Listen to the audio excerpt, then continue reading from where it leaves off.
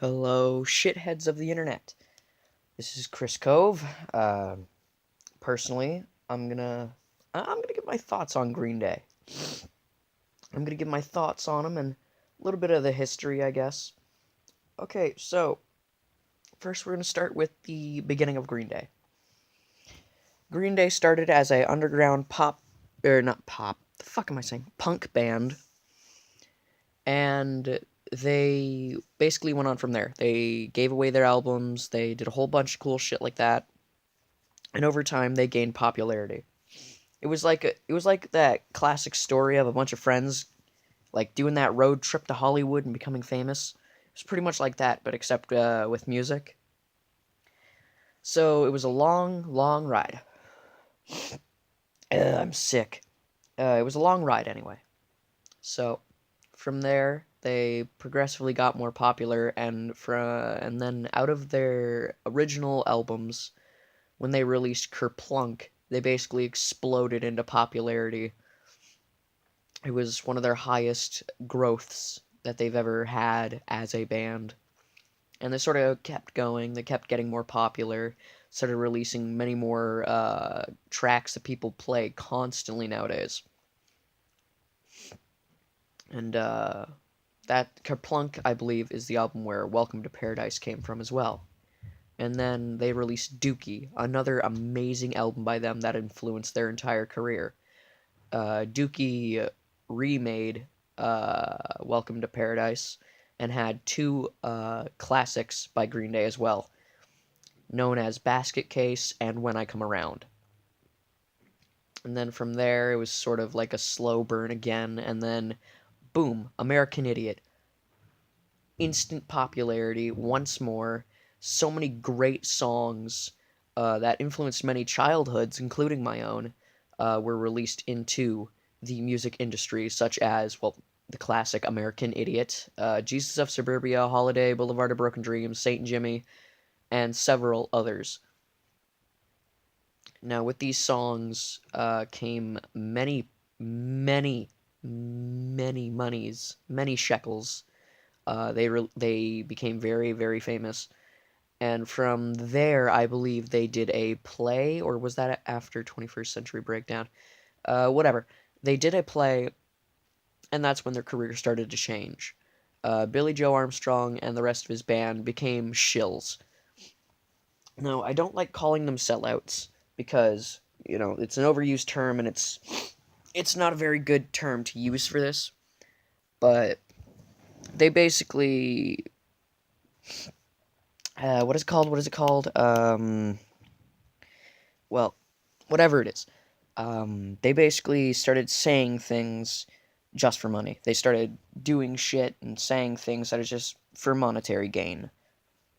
And this is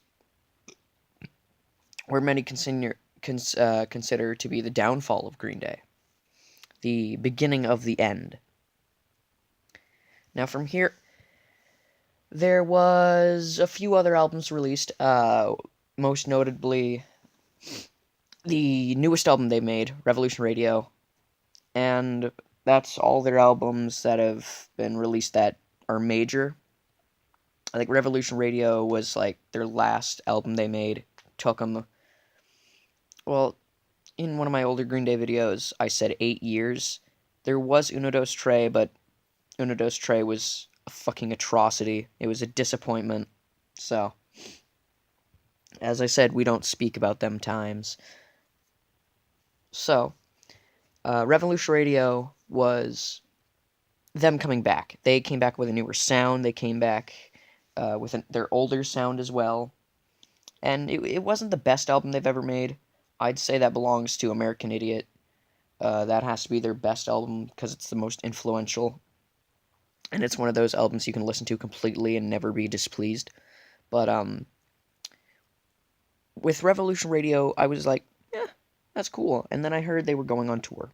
They were in Canada. I was like, oh shit, better go see them live. So I told several people who are also major fans of Green Day, who live in my town, and my grandfather, and we went to the Green Day concert.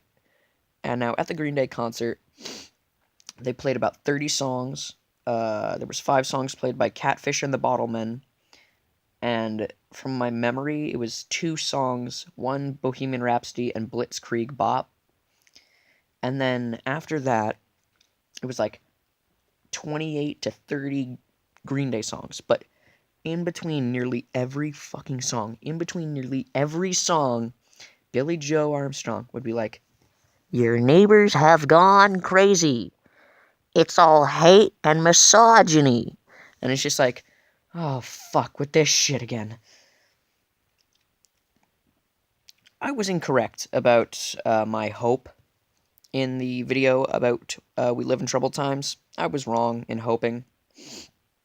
I was so wrong. Well, Billy, at least, he's just like, "Oh, Donald Trump, the misogynist, he's such a racist, oh, homophobe." And he's just like, oh, it's, during the concert, I was like, yeah, Jesus of Suburbia, and then he'd rev up about politics mid-song, he did that for one of the songs, and it's just like, shut the, no, shut the fuck up.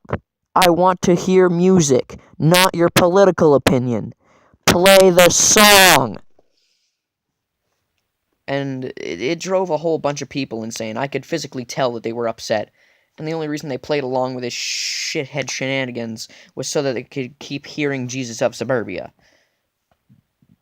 And to be honest, it's completely ridiculous. Overall, I still love Green Day. I still love them. But Jesus fuck.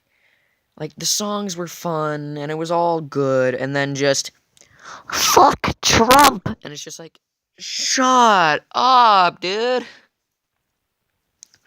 We know Trump is a dumbass, okay? We know this. We know he's a total twat waffle. We've heard it millions of times. Just play my song, you mongoloid.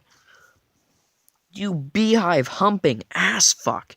Play my song before I get up on stage and slap you. And honestly, I was just like, I came out of the concert still happy, but it took me out. Every time they'd interrupt about politics, it took me out of the experience. It sort of ruined it for me. So that's the short history of Green Day, and that is also the my opinion really on it. My opinion. Anyway, guess that's it. See ya.